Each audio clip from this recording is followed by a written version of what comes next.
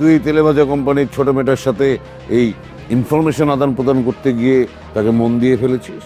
এখন তোদের ভালোবাসার পর্যায়ে পার হয়ে বিয়ের দিকে যাচ্ছে, বিষয়টা তুই মনে করেছিস আমি জানি না?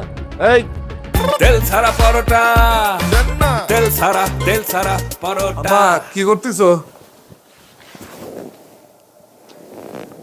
আব্বা আমি আমি কি কি বলবো, তোমরা এই যে আমি যদি তোমার সাথে ফ্রিলি কথা বলতে না পারি বাসায়, আমাদের ভাষায় আমি কথা বলবো না। আচ্ছা ঠিক আছে, বলবো না। বাবার সামনে শুদ্ধ ভাষায় কথা বলতে হবে, তোমার আদেশ আমি নেই। তুমি যেটা করছো এটা ঠিক করবে। কি ঠিক করিনি আমি? এই যে আর বাবার সাথে তুমি যে ব্যবহারটা করলা, এটা একদম ঠিক হয়নি। আর সে তো আমাদের সার্কেলের লোক। ধরো তোমার ছেলে কারো বাসায় গেছে, তোমাদের বয়সে কেউ একজন তার সাথে মিসবিহেভ করছে, তাকে দূর দূর করে বের করে দিয়েছে, তার কেমন লাগবে? তার সাথে আমার সার্কেলের লোক, তুমি তার সাথে এরকম ব্যাপারটা তো করতে ঠিক করো নি। আমরা এখন যে এই প্ল্যানটা করে আগাচ্ছি, যে আমাদের নির্দিষ্ট একটা প্ল্যান আছে, আমাদের একটা টার্গেট আছে, সেই টার্গেট অনুযায়ী আমাদের যেতে হবে।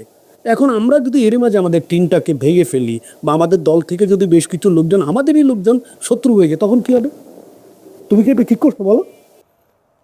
কিরম? জুতা দিয়ে আমি তেলেভাজা কোম্পানির ওই চোট্টাটাকে সাধারণত পিটিয়ে থাকি, এমনকি তোকেও পিটাবো নাকি? না, তুমি তো বলো নেই যে তোমার আমার চুলের রং কি, আমার দাড়ির রং কি? দাদা এই সাদা এমনি এমনি হয়নি, অভিজ্ঞতার সাদা, এটা বুঝতে পেরেছিস? আর তুই এই অভিজ্ঞ লোককে এখন যা না তা শেখাচ্ছিস। খবরদার খবরদার, আমাকে জ্ঞান দিতে আসবি না তুই। আবার দেখো, আমি তো কোনো রকম জ্ঞান দিতে আসবি না, বরং তুই যেই অপরাধগুলো করেছিস অতি দ্রুত সেগুলো শুধরে নে, না হলে কিন্তু তোর সামনে অনেক বড় বিপদ আছে। আমি আবারই কি করলাম? আমার জানা মতো আমি তো এমন কিছু করি নেই। Shut up! অনেক অপরাধ তুমি করেছো, আপাতত আমি 3টে অপরাধ তোমাকে বলছি। প্রথম কথা হচ্ছে, চৌধুরী পরিবারের ছেলে হয়ে তুই এরকম ফকিরের বেশে চলাফেরা করিস কিসের জন্য? শতছিন্ন এই প্যান্টটা পরে তুই যখন রাস্তাঘাটে বেরোস, মানুষ কি মনে করে? হ্যাঁ, অর্ধলঙ্গ একটি ছেলে, তোকে দেখতে কখনো ভদ্রলোকের মতন লাগে? এটা কি ধরনের স্টাইল তোর? যে কোনো জায়গায় চোখ চলে যায়। খবরদার আমার সামনে এগুলো পড়ে তুই আর আসবি না কখন। তো দ্বিতীয় অপরাধ হচ্ছে, তোকে আমি যে কাজে নিয়োজিত করেছিলাম সেখানে তুই সম্পূর্ণ ব্যর্থ হয়েছিস। খালি ব্যর্থ না, তুই এখানে বিশ্বাসঘাতকতা করার জায়গায় চলে গিয়েছিস। কি বলতে, আমি তো কিছুই বুঝতে।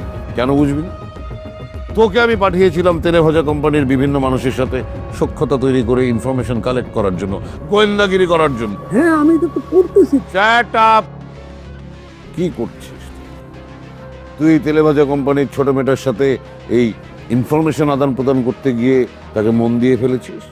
এখন তোদের ভালোবাসার পর্যায়ে পার হয়ে বিয়ের দিকে যাচ্ছে, বিষয়টা তুই মনে করেছিস আমি জানি না? এই সাহস হলো কি করে তুই এই চৌধুরী পরিবারের ছেলে হয়ে তুই এখন ওই কুলাঙ্গারের মেয়ের প্রতি দুর্বল হয়ে পড়েছিস? কে বলে? তৃতীয় অপরাধের কথা এখন আমি বলিনি। তৃতীয় অপরাধ হচ্ছে যে যারা আমার প্রফুল্লকে অপমান করেছে, যাদের অপমানের জ্বালা সইতে না পেরে প্রফুল্ল আমাকে ছেড়ে বনবাসী হয়েছে, তাদেরকে তুই ক্ষমা করতে বলছিস। তার মানে আমি যদি এক এক করে সব যোগ করি তাহলে খুবই পরিষ্কার, তুই আসলে ঘরের শত্রু বিভীষণ হতে যাচ্ছিস। তুই আমার সন্তান হয়ে ওই তেলেভাজা কোম্পানির ঘরে তুই এখনো সময় আছে, আমি যেগুলো বলেছি সেগুলো থেকে মুক্ত হয়ে নিজেকে শুধরে ফেল, না হলে অনেক বড় বিপদ তোর কপালেও কিন্তু অপেক্ষা করছে, বলে দিচ্ছি।